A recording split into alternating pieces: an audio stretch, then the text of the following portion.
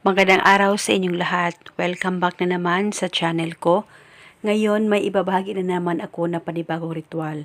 At kung bago lamang napadaan ay huwag niyo pong kalimutang mag-subscribe at pindutin ang notification bell para palagi kayong updated sa mga bago kong videos. Hanggang ngayon ba ay hindi pa rin nagpaparamdam sa iyo ang taong mahal mo? At palagi ka na lang bang naghihintay sa tawag, text o chat niya pero wala talaga? At alam mo na napakatigas ng kalooban niya at napakataas ang pride niya.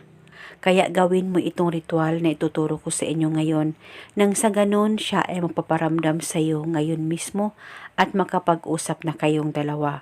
Basta gawin itong ritual na buo ang loob at tiwala mo. At dapat wala kang pagdududa o pagdadalawang isip na gawin ito. At gawin ito sa mabuting paraan at huwag abusuhin ang mga ganitong usapin. Ang gagawin mo lamang isulat sa papel ang pangalan at apelyido niya ng isang beses.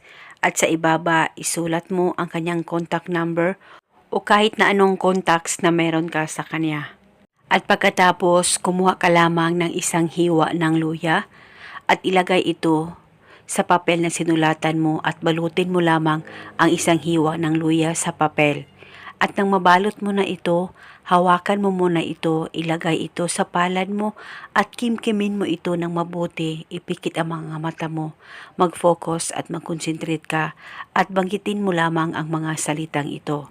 Pangalan at apelyido, sa kapangyarihan nitong luya, ako ay tatawagan at kukontakin mo ngayon mismo. Banggitin mo lamang ito ng 3 beses. Pwede mo rin dagdagan ang hiling kung gusto mo, wala pong problema. At pagkatapos, ilagay itong ritual sa maliit na plastic at ilagay ito sa bag mo o di kaya sa wallet mo o sa bulsa mo at dalhin mo ito kahit saan ka man magpunta. At panigurado ngayon mismo ay tatawagan ka niya, basta magtiwala ka lang. At eto muna sa ngayon at kung kayo ay may katanungan, mag-comment lang po kayo sa baba. Thank you and God bless us all.